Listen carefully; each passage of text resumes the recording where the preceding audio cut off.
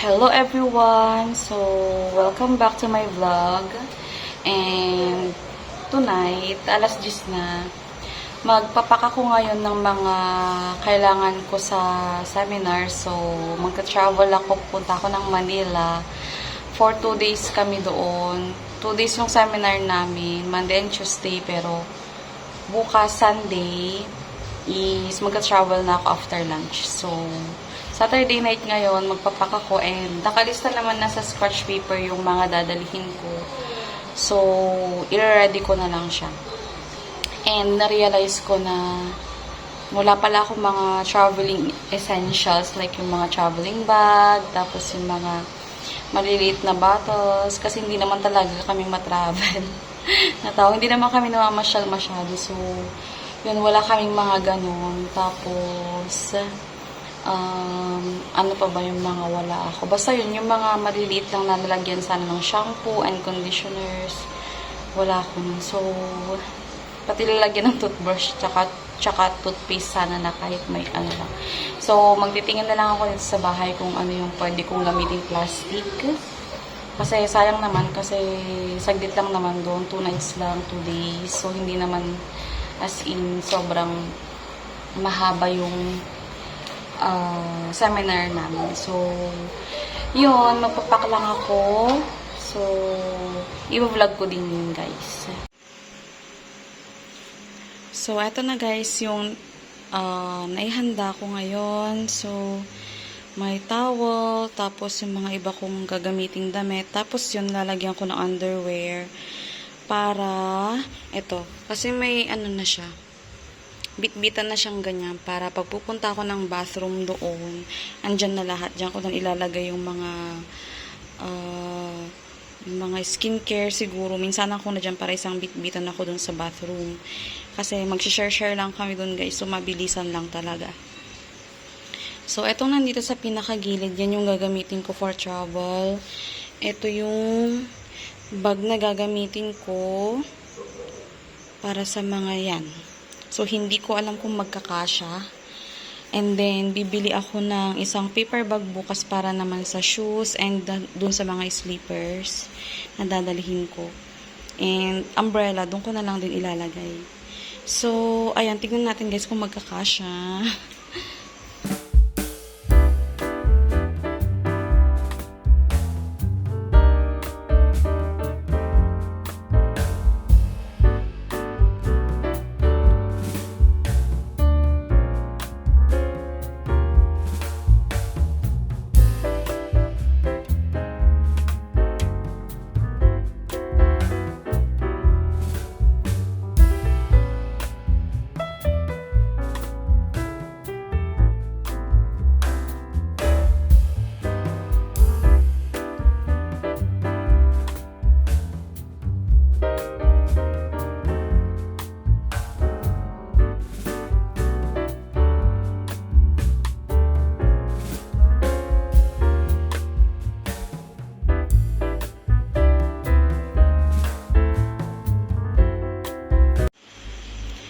So, may space pa guys. Oh, yan.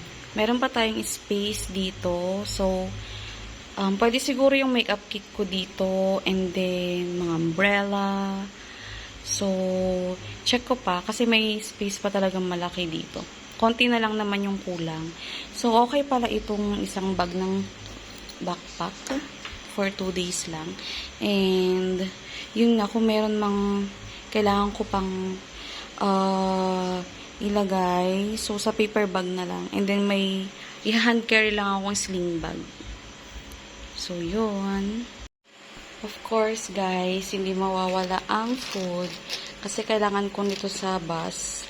So, sa travel, para hindi na ako bumaba, pag nag-stop over, prepare ako ng peanut and biscuit, choco biscuit. And eto din, choco tong dalawang to. And then, Skyflakes. Tapos yan, kuha ko ng 3 tissue. So, sa backpack to, sa sling bag, tapos sa paper bag ko ilalagay yan. So, magkakahiwalay sila. So, So, yan guys. Sa paper bag ko yan ilalagay. Tapos, eto, siguro sa bulsa na lang nung backpack. So, yan. Prepared na.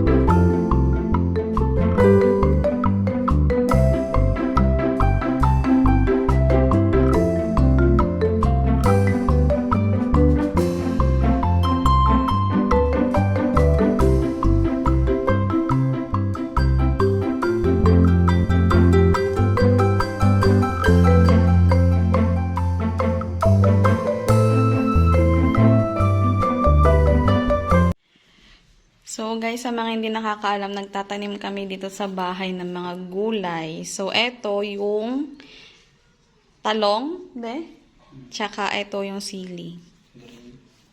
Sili na green. So yan. May mga tanim na kami dito. Papakita ko lang. Ayan, ginawan na siya namin ng meron din sa harap. Ang ating plantito ay si Daddy.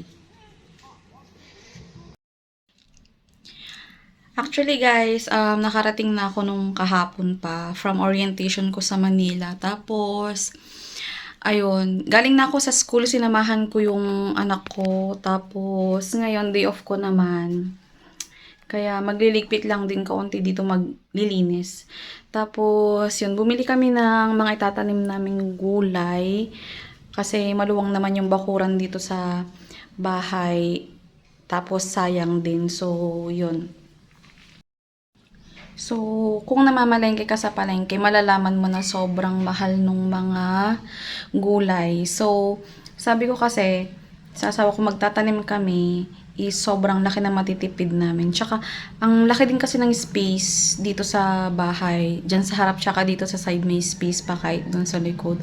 So, sabi ko, kahit 1 meal lang yung mailuluto namin dyan sa mga gulay na yan. Laki na naman sisave namin. Tapos, i-times ilang days mo pa, diba? So, makakapag-save na kami.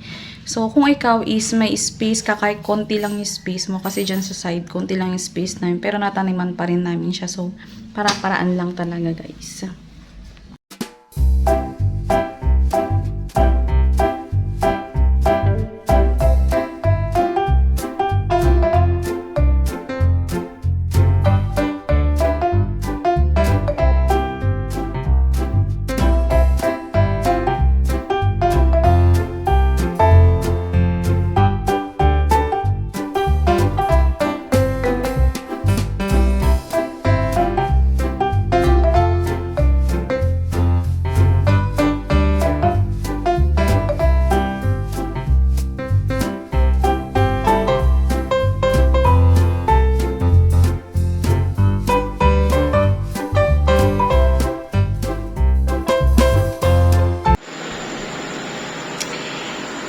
So, yun guys, gusto ko lang i-end yung vlog.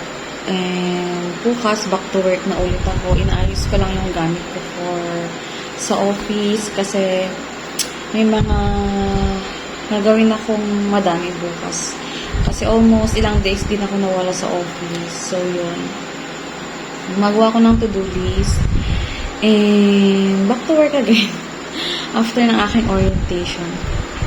Actually guys, medyo nangangapa pa ako sa pag-schedule ng pag-edit ko ng vlog, pag-film, and then yung schedule ko din sa work. Tapos, yun, yung mga dito sa bahay, kailangan ko din gawin, and then sa school ng anak ko. So, may mga activities din kasi siya dun. So, minsan, nag-office talaga ako ng ganitong oras. So, mga mag-10 na. So, chine-check ko yung mga schedule ko bukas. As in, para overly prepared ako. Para wala akong makalimutang gawin. Kasi medyo mahirap talaga i-handle lahat. So, yun, mahirap talaga maging working mom. And then, ayoko naman na iasa lahat sa asawa ko. So, actually, gusto ko may part pa rin ako sa mga school activities ng anak ko. So, yun, kahit pa paano naman, nababalance ko naman. So, yun lang, medyo may mga delayed lang ako minsan sa pag-edit ng vlog, sa pag-upload. So, magagawan ko din siguro ng paraan. So, ayoko din namang i-pressure yung sarili ko na mag-vlog ako ng mag-vlog. So, ni-enjoy ko lang siya. Ayoko naman ng may pressure. So, yun. Sana naka-tune in pa rin kayo sa mga i-upload ko. So, yun guys. Gusto ko nang i-end yung vlog. So, see you guys on my next one. So, bye!